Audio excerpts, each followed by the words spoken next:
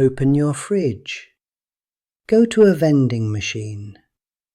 Walk into any gas station in the world, from New York to Timbuktu. What do you see? You see a red can with white script.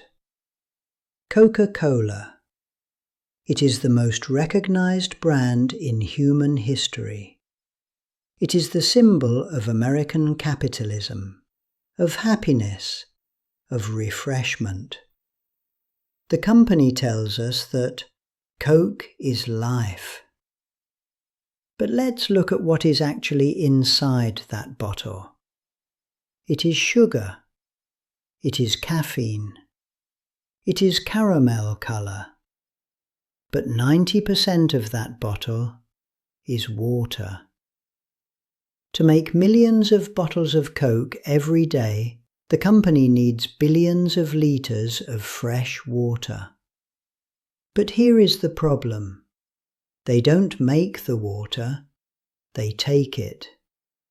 And they don't take it from the ocean, they take it from the same underground aquifers that farmers use to grow food and that families use to drink.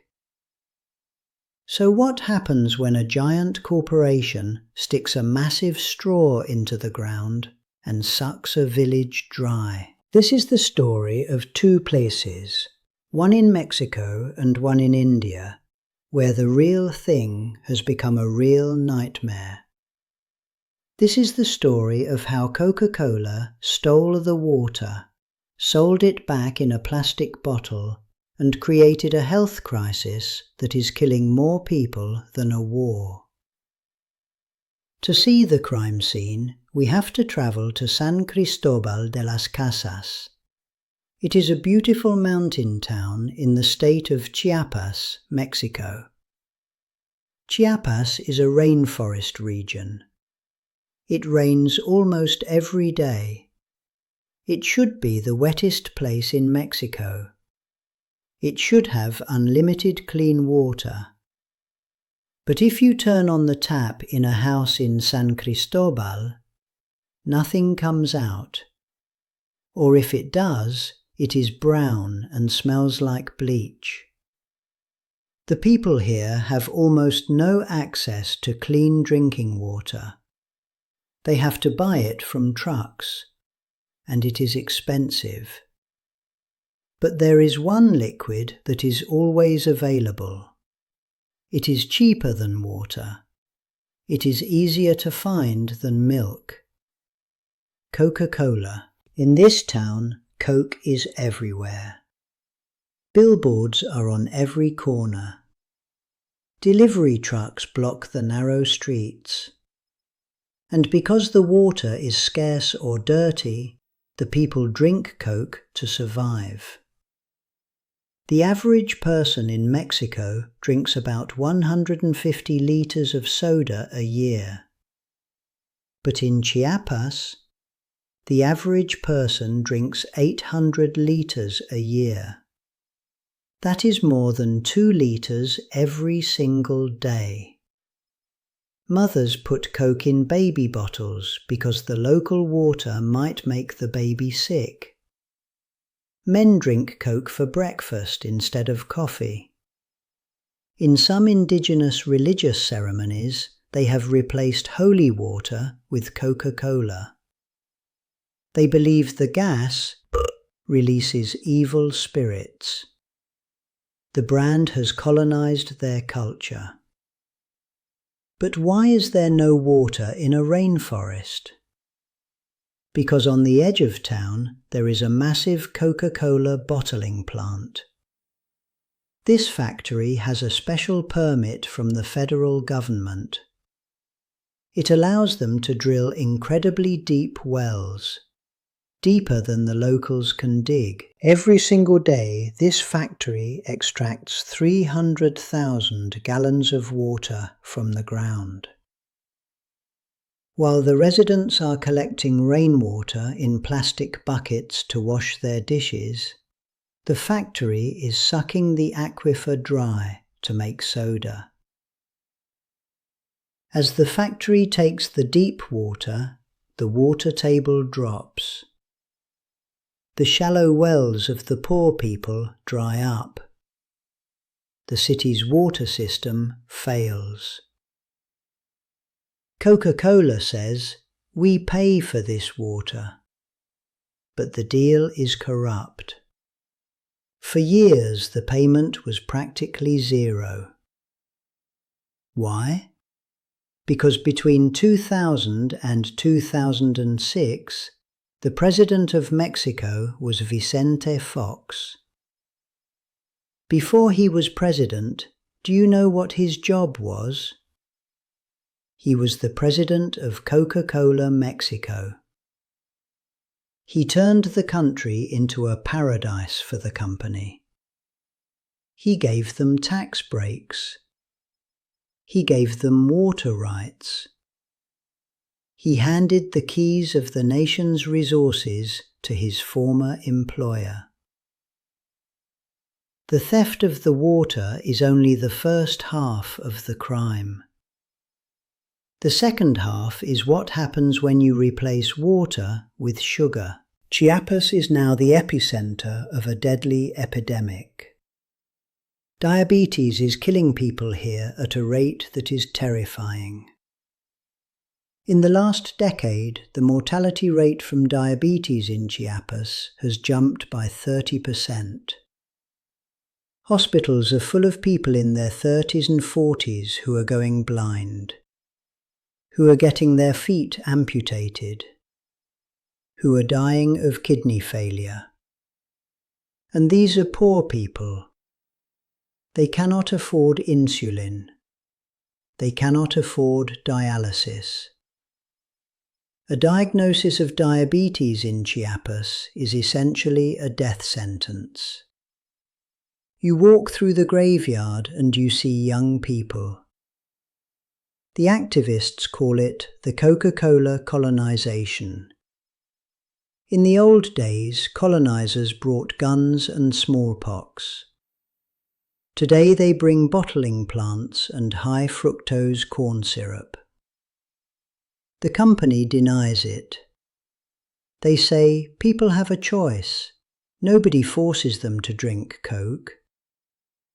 But is it a choice? If the tap water gives you cholera and the bottled water costs 10 pesos, but the Coke costs 5 pesos, do you really have a choice? It is economic coercion. Now let's fly halfway across the world to India, to a small farming village in Kerala called Plachimada.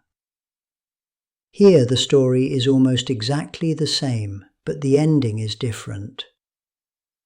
In 2000, Coca-Cola opened a massive plant in Plachimada. They promised jobs. They promised development. The village welcomed them. But within 6 months, the farmers noticed something strange. Their wells, which had been full for generations, started to go dry. The water level dropped from 150 feet to 500 feet. The coconut trees started to wither. The rice paddies dried up. But it got worse. The little water that was left turned bitter. It turned milky white. When the villagers bathed in it, their skin burned. When they drank it, they got dizzy. Coca-Cola was not only sucking the water out, they were dumping their chemical waste back into the ground. But the most shocking thing was what they did with the sludge. The factory produced tons of solid waste, a toxic sludge full of lead and cadmium, heavy metals. Coca-Cola didn't want to pay to dispose of it, so they told the farmers it was fertilizer. They gave it to the farmers for free. They said, "Put this on your fields. Your crops will grow big." the innocent farmers spread the toxic waste on their land. It poisoned the soil. It poisoned the food. But the women of Plakimada didn't give up. Led by a tribal woman named Mai Lama, they started a protest. They didn't have money. They didn't have lawyers. They just had anger. On April 22, 2002, they set up a tent outside the factory gates. They sat there every single day.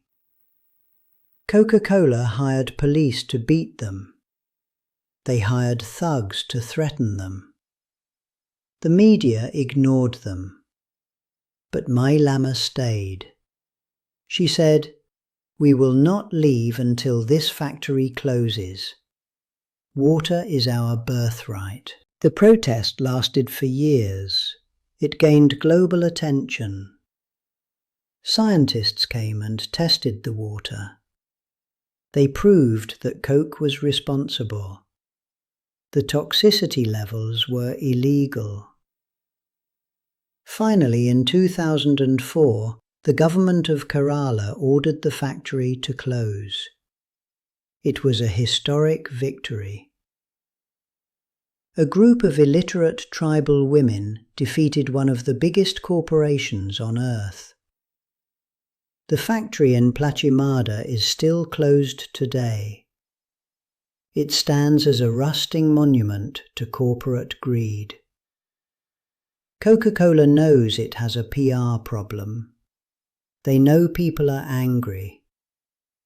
So they invented a marketing term. They call it water neutrality. If you go to their website, they claim that for every drop of water they use, they give back a drop to nature. They say they are 100% water replenished. It sounds amazing. It sounds ethical. But it is a lie. Here is how the trick works. Coca-Cola takes water from a stressed aquifer in India or Mexico, where people are dying of thirst. Then, to replenish it, they support a rainwater harvesting project in a rainforest in Brazil or a wetland in Florida, where there is already plenty of water. Then they say, "See, we balanced the books." But water is not like carbon. It is not global, it is local. Saving a gallon of water in the Amazon does not help the farmer in India whose well is dry. You cannot ship the water back. If I steal your car in New York, and then I donate a car to someone in London, I am still a thief. I still stole your car. This is called greenwashing. It is a way to make the customer feel good about buying the product while the crime continues. This battle is about more than just soda. It is about a fundamental question. Who owns the water? Coca-Cola believes that if they buy the land, they own the water underneath it. They believe water is a raw material, like steel or plastic. But water is life. You can live without steel. You can live without electricity. You cannot live without water for more than 3 days. When a corporation privatizes water, they are privatizing life itself. In many places, including the United States, Coke buys water from municipal systems for pennies, bottles it, and sells it for a 3,000% markup. They are taking a public resource, something that belongs to all of us, and selling it back to us for profit. So the next time you are hot and thirsty, and you reach for that cold red can, think about the journey. Think about the woman in Mexico carrying a bucket for 5 miles because the factory took her tap water.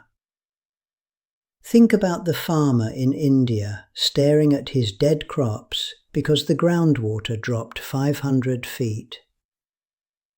Think about the child in the hospital with diabetes because the only safe thing to drink was sugar water. The price of a Coke is not $1.50. The real price is the stolen heritage of communities around the world. Coca-Cola sells us happiness.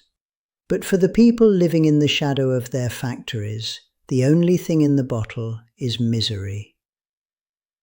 We have to decide what is more important, the profits of a beverage company or the right of a human being to drink a glass of water. Until we make that choice, the theft will continue, one bottle at a time.